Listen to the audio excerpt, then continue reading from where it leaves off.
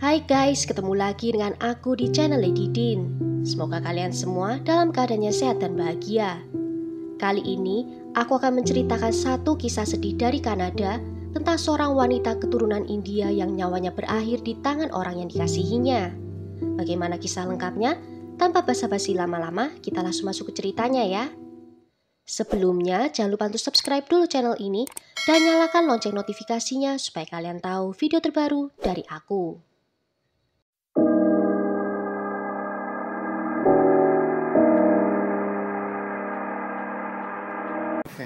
It's been hard on the whole family. It's something as traumatic as this. It's really hard to do. Until you're in that situation, you have no idea how it's going to impact you. Until it happens to you, you have no idea what you're going to go through and how you're going to react. I didn't until I had my sister murdered. We've lost so much. I've lost my niece, I've lost my sister, we've lost our friend, a teacher. I've lost my brother-in-law. Manjit Basra adalah seorang wanita keturunan India kelahiran 4 Juli 1975 yang tinggal di pinggiran kota yang cantik di British Columbia, Kanada. British Columbia memiliki keindahan alam yang luar biasa dan menjadi kota yang nyaman untuk ditinggali.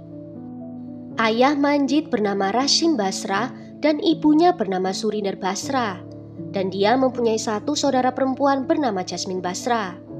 Manjit menikah dengan seorang pria keturunan India juga bernama Muktiar Panghali yang bekerja sebagai seorang guru fisika di sebuah SMP. Manjit tampaknya sudah memiliki segalanya di dalam hidupnya.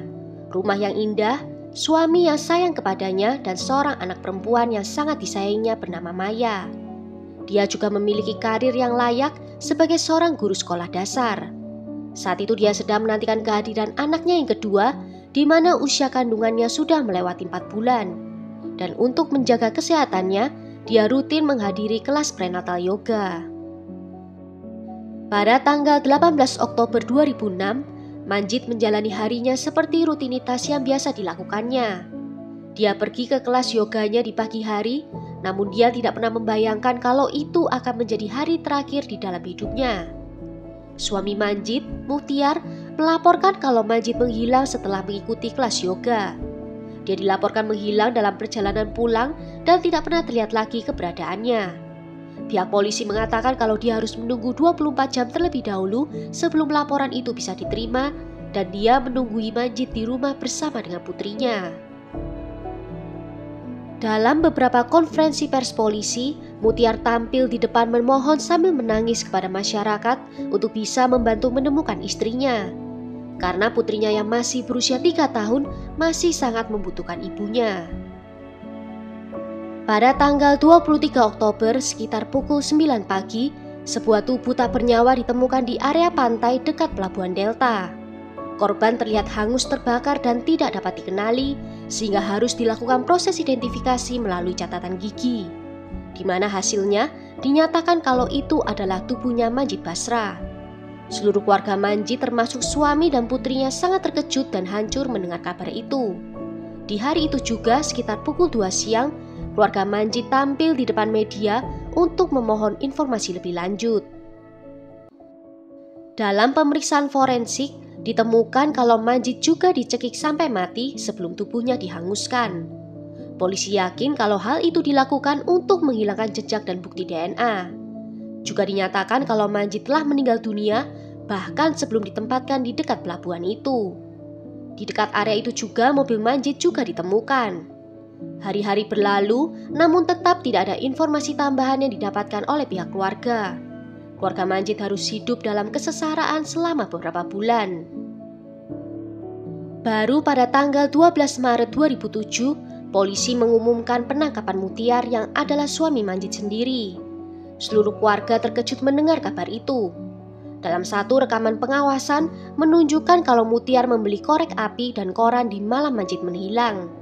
Tetapi saat diinterogasi oleh polisi, Muktiar mengatakan kalau di jam itu dia sudah berada di rumah bersama dengan putrinya.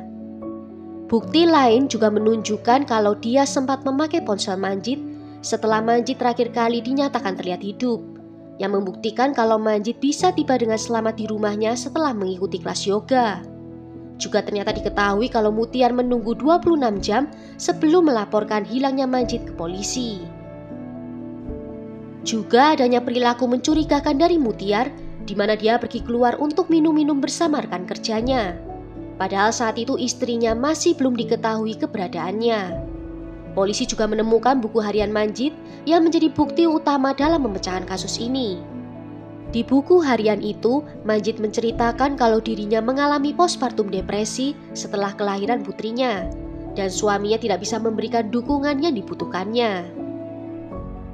Juga mulai terjadi konflik dalam pernikahan mereka, di mana dia merasa putus asa karena suaminya memiliki masalah minum alkohol dan pemakaian obat terlarang yang parah. Setiap habis minum, suaminya akan kehilangan temperamennya dan melampiaskannya ke Manjit. Saat sedang mengandung anak kedua ini, Manjit juga menulis kalau dia tidak ingin membawa anak lagi dalam kekacauan di hidupnya. Pada bulan November 2010, Mutiar dinyatakan bersalah atas pembunuhan tingkat kedua. Dan di bulan Februari 2011, Mahkamah Agung British Columbia menjatuhkan hukuman penjara seumur hidup dengan minimal 15 tahun tanpa kemungkinan pembebasan bersyarat. Awalnya Mutiar tidak mau mengaku kalau dirinya bersalah, namun pada akhirnya dia mengakui segalanya. Katanya di hari itu dia menunggui istrinya tiba di rumah dari kelas yoga. Dan setibanya Manjit di rumah, Mutiar langsung mencekik istrinya hingga meninggal dunia. Dan kemudian tubuh itu dibawanya ke pelabuhan Delta dan dibakar di sana. Mutiar mengatakan kalau dia melakukan hal itu karena dia membenci istrinya. Dalam formulir pembebasan bersyaratnya, Mutiar tidak diperbolehkan memiliki kontak langsung atau tidak langsung dengan anggota keluarga Manjit, termasuk dengan putrinya. Kecuali dia mendapatkan persetujuan tertulis dari pengawas pembebasan bersyarat. Pihak pengadilan akhirnya memberikan hak asuh Maya kepada Jasmine, yaitu adiknya Manjit.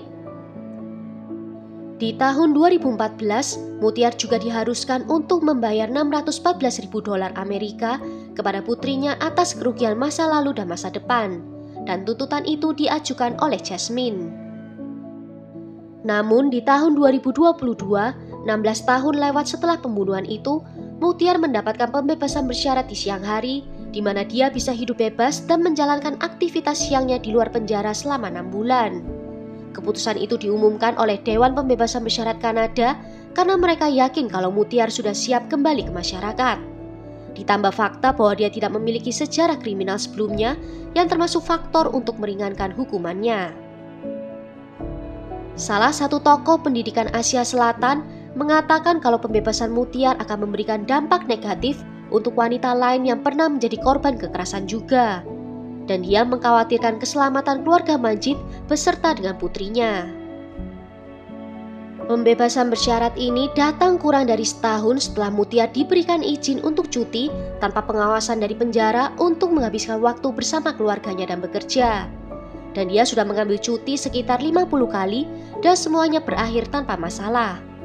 Adapun syarat yang harus dipenuhi selama 6 bulan itu antara lain tidak minum alkohol, tidak menggunakan obat terlarang, tidak menghubungi keluarga korban, dan melaporkan semua hubungan dengan wanita kepada pengawas. Well, sampai di sini dulu cerita kali ini. Bagaimana menurut kalian tentang kasus ini? Tulis ya pendapat kalian di kolom komentar. Akhir kata terima kasih karena sudah nonton video ini sampai akhir. Sampai jumpa di video berikutnya. Ciao!